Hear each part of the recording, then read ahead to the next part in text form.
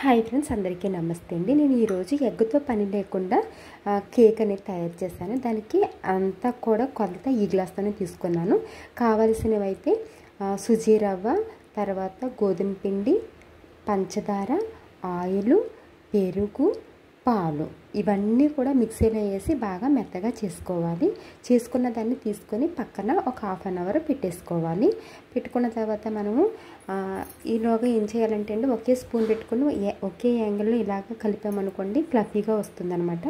అందులోనే కొద్దిగా వంట సోడా, తర్వాత బేకింగ్ పౌడర్ వేసేసుకొని బాగా కలిపిన తర్వాత ఒక గిన్నెకి నేను ఆయిల్ను అది గోధుమ పిండి కలిపి కొంచెం ఇలాగ స్ప్రెడ్ చేశాను. చేసిన తర్వాత ఆ మిశ్రమం ఏదైతే ఉందో అంతా వేసేసుకొని కుక్కర్ గిన్నె అంటే కొంచెం దలసరిగా ఉన్న ఒక గిన్నె పెట్టుకొని దాంట్లో ఈ గిన్నె పెట్టేసి 45 మినిట్స్ కనుక ఉడికించుకుంటే మనకి అసలు ఎగ్తో పని లేకుండా ఫ్లఫీగా ఉండేటటువంటి కేక్ అనేది రెడీ అయిపోతుంది.